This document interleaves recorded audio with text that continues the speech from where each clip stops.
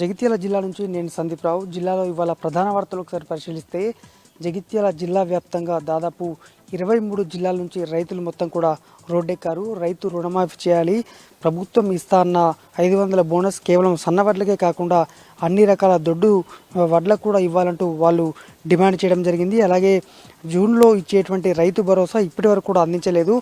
గత సర్కారు 5,000 రూపాయలు టంచన్గా అందజేస్తే 7,500 రూపాయలు 1,500 ఎక్స్ట్రా కల్పిస్తానటువంటి రేవంత్ సర్కారు ఇప్పటి వరకు జూలై మాసం గడుస్తున్నా కూడా రూపాయి చెల్లించలేదంటూ వాళ్ళు డిమాండ్ చేస్తూ కలెక్టరేట్ ముట్టడించి చలో రణబేరికి పిలుపు ఇవ్వగా దాదాపు 5,000 మందికి పైగా రైతులు ఇవాళ తరలివచ్చారు. ఈ క్రమంలో రైతులు దాదాపు కిలోమీటర్ మేర పాదయాత్ర కొనసాగించి కలెక్టరేట్ వద్దకు చేరుకోగా కలెక్టర్ వచ్చి స్వయంగా హామీ ఇస్తే తప్ప తాము ఈ ధర్నా విరమించమని చెప్పగా కలెక్టర్ స్వయంగా వచ్చి వారి నుంచి వినతి స్వీకరించి ప్రభుత్వానికి వెల్లడిస్తామని చెప్పారు. దీంతో రైతన్నలు కూడా వారి దీక్షను విరమించారు. రానున్న 15 రోజుల్లో ఒక క్లారిటీ రాని పక్షంలో తామంతా ఇటు జగిత్యాల జిల్లా జైత్రయాత్ర అన్న విధంగా తామంతా కూడా రాష్ట్ర వ్యాప్తంగా తిరుగుతూ ప్రతి సచివాలయాన్ని ముట్టడించే విధంగా తామంతా కూడా గట్టిగా పోరాడదామని ఈ సందర్భంగా రైతులు చెప్పడం జరిగింది.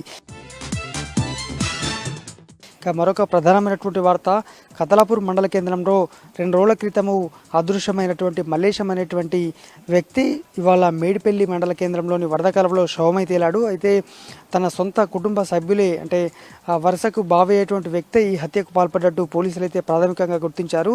ఇంట్లో టార్చర్ భరించలేక నిత్యము వారి అంటే ఆయన భార్యను వేధించడంతో తట్టుకోలేక అతనికి మద్యం సేవించి ఆ తర్వాత అక్కడి నుంచే వరద కాలువలో పడేసినట్టు ఇప్పటివరకైతే పోలీసులు ప్రాథమికంగా నిర్ధారించి అతనైతే అదుపులోకి తీసుకున్నారు.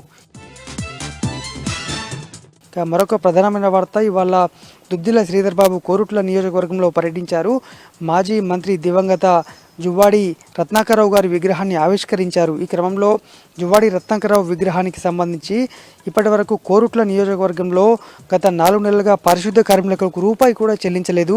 మరి 21 లక్షల రూపాయలు ఈ విగ్రహానికి ఏ విధంగా కేటాయిస్తారంటూ బీఆర్ఎస్ శ్రేణులు మండిపడ్డారు. అలాగే తాము అవసరమైతే వ్యక్తిగతంగా జువ్వాడి రత్నాకరరావు గారి దివంగత నేతకు తాము వ్యక్తిగతంగా విరాళం అందిస్తాం తప్ప ప్రజల సొమ్మును ఏ విధంగా దుర్వినియోగం చేస్తారంటూ కూడా కోరుట్ల ఎమ్మెల్యే సంజయ్ కుమార్తో పాటు ఇతర నాయకులైతే మండిపడ్డారు. మొత్తంగా ఇవాళ దుద్దిల శ్రీధర్ బాబు అయితే ఈ విగ్రహాన్ని అయితే ఆవిష్కరించారు. ఇవి జగిత్యాల జిల్లాలో ఇవాళ ఉన్నటువంటి ప్రధాన వార్తలు.